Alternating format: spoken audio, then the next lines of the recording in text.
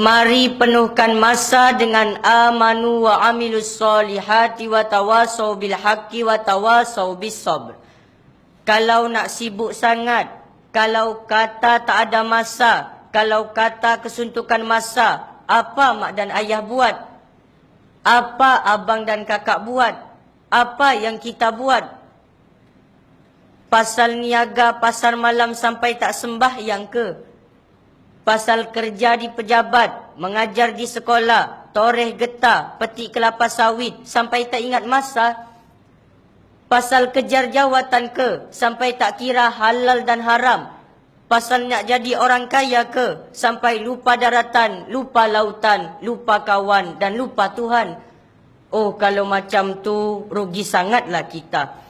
Kita kena ingat, sepenuh apapun isi kepala kita sampai-sampai nak pecah. Sepenuh manapun isi dada kita sampai-sampai nak meletup.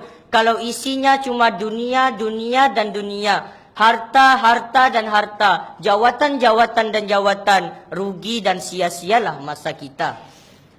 Kita kena ingat, sebesar apapun dunia ini dengan segala kemewahannya, sangatlah kecil jika dibandingkan dengan apa yang dijanjikan oleh Allah di akhirat nanti, yaitu syurga dan keriduannya.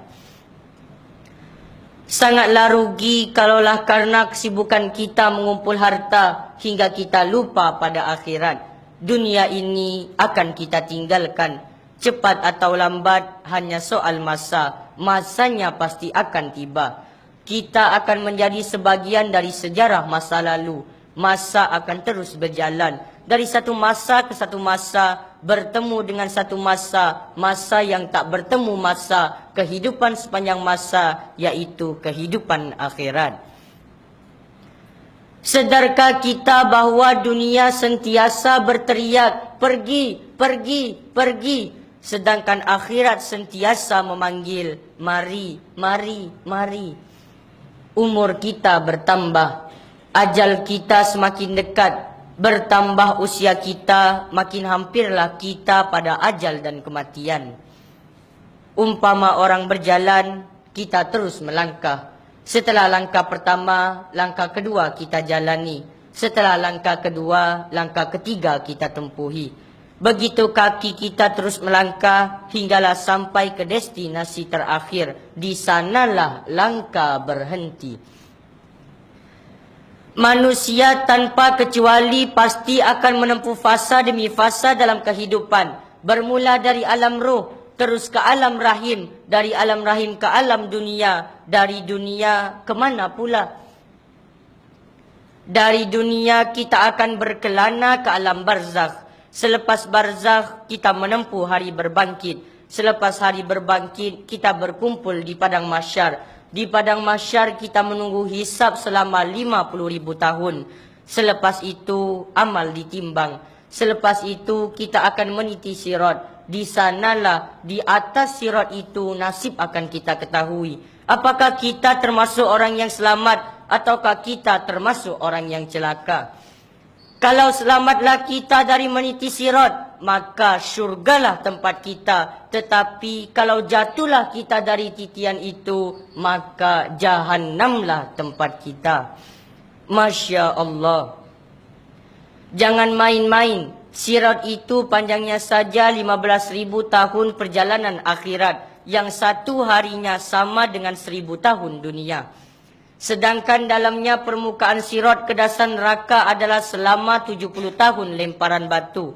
Nisbah orang yang selamat dan yang celaka adalah 1.000 berbanding 1. Yaitu setiap 1.000 orang melintas di atas sirat, 999 orang tergelincir ke dalam neraka dan hanya seorang yang selamat ke dalam syurga.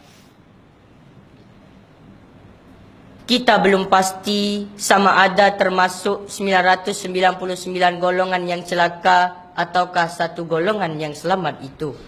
Kita masih berada di dunia, negeri tempat persinggahan sementara, negeri yang penuh dengan dugaan, negeri tempat kita bercocok tanam, negeri tempat kita menabur amal dan bakti. Semua bermula di sini, di dunia ini. Kalau berimanlah kita di sini dan kalau beramal solehlah kita di dunia ini, maka perjalanan selepas ini akan menjadi mudah. Semua mudah. Mati mudah, di alam barzakh mudah, di mahsyar mudah, dihisab mudah, ditimbang mudah, dan akhirnya kita masuk syurga dengan mudah. Oleh karena itu, marilah isi masa-masa kita dengan iman dan amal soleh. Orang tua-tua saya yang sudah tua, janganlah leka dan lalai dalam kesibukan dunia yang memperdaya. Sibuk yang tak ada cuti-cutinya, sempit yang tak ada lapang-lapangnya, mengeluh yang tak ada puas-puasnya, mencari yang akan ditinggalkan, mengejar yang belum tentu didapat, mengumpul barang yang akan lapuk. Ingatlah, mata sudah kabur, uban di kepala sudah bertabur, kulit sudah kendur, gigi sudah banyak yang gugur, makan pun hanya mampu kulum bubur, tak lama lagi masuk kubur. Banyak-banyaklah bersyukur dan jangan jadi orang yang kufur.